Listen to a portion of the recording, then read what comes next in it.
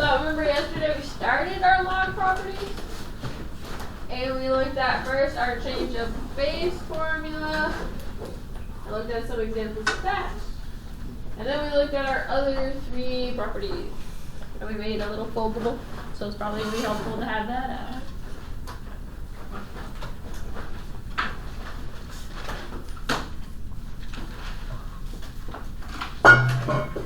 So we're going to look at some examples, and then I have a short practice, and you got some time on your homework. So remember with our change of base, we said that that can be helpful because it allows us to put stuff in our calculator that maybe we couldn't have before. With our product, quotient, and power properties, it allows us to either like break apart or like condense expressions, which can be helpful when we're doing equations, which is what we're getting into next week.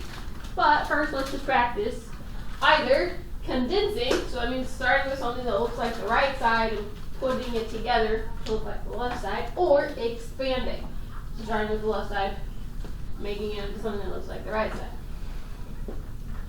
So this one says write each logarithm in terms of the natural log of 2 and the natural log of 3. So here I have the natural log of 6. So 6 is not 2 and 3. However, could I write 6 as something with a 2 and a 3? 2 times 3, okay. So then if I have 2 times 3, what could I use to break that apart?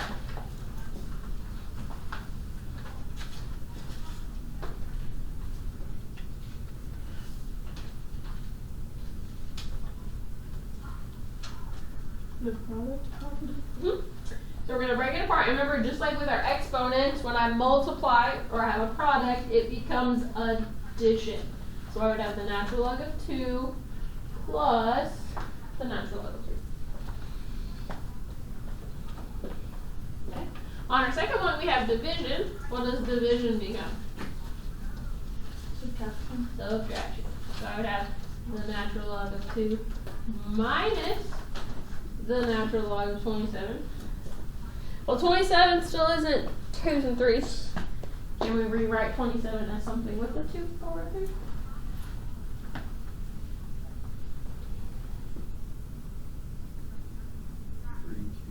It is 3 cubed, right? Or 3 times 9, and then 9 is also 3 times 3. So we get 3 3s.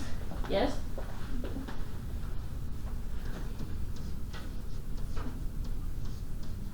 So then what can we do with that exponent?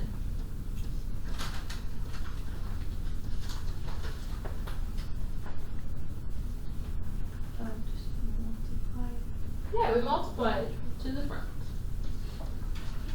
So we have the natural log of 2 minus 3 natural log of 3. What questions do we have right there?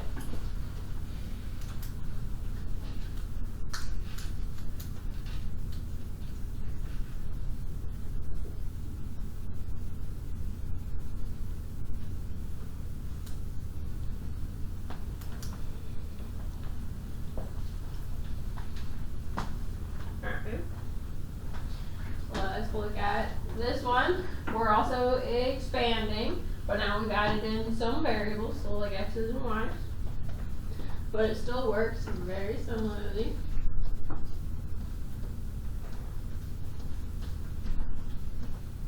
So on this first one, what operation do we have? Multiplication. Cool, and we said that multiplication becomes addition. How many multiplications do we have? Right, I have 3 different things that are being multiplied, yeah? Just be careful because a lot of people see the 5 and they like forget that it's also being multiplied. So it also becomes its own logarithm. So log base 4 of 5 plus log base 4 of x cubed plus log base 4 of y. Can I do anything else?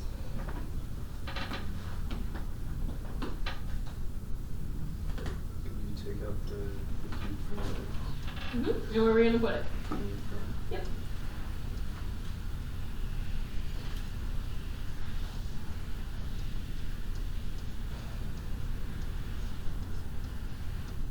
Okay, so we get that.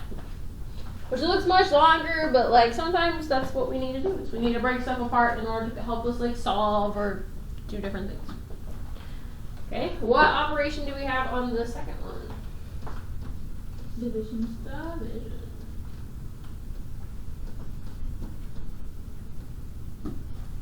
So our division is going to become subtraction. Can we do anything else?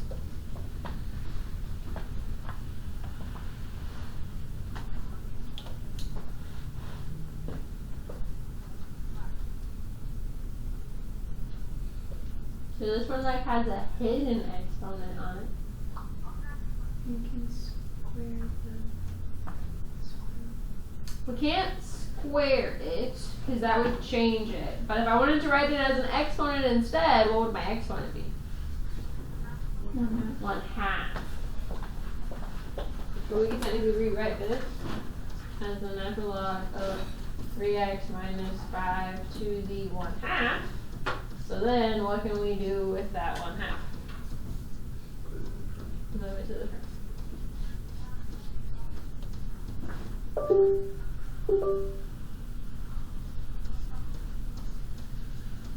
So we get something that looks like that.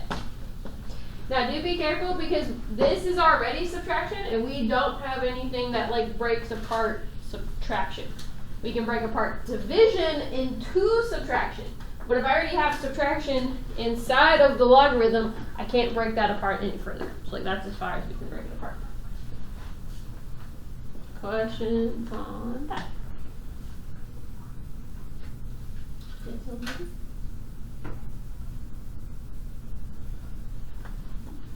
Okay, let's go the other way. So that was expanding, here is condensing. So we kind of want to do it as order of operations. So by our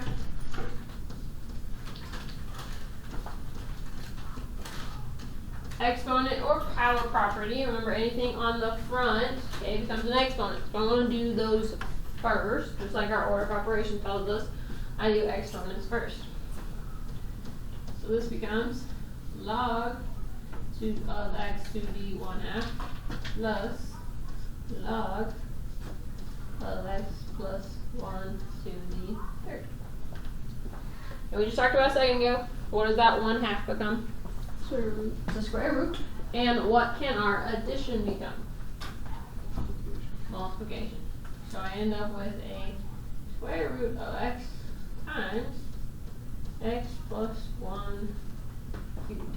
And all of that is now inside of one logarithm.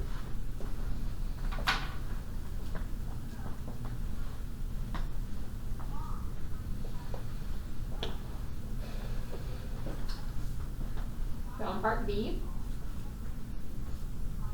okay, what's my exponent going to become here on this second one? 2. So I'm going to have an x plus 2 quantity squared. And then our subtraction can become division. So we would get that. And again, now all of this is inside one item.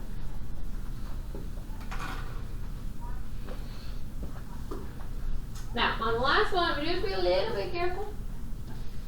Because remember, order of operations does tell us that I do exponents first, but is there anything that comes before my exponents in order of operations?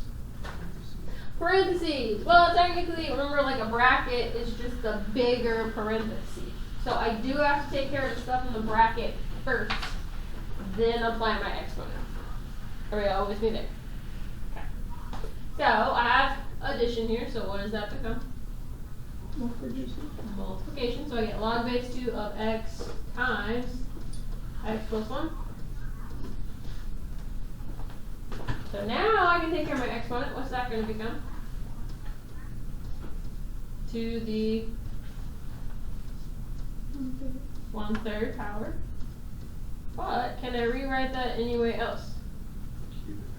Yeah, so just like we wrote our 1/2 as a square root, remember that if I have a 1/3, it becomes a cubed root.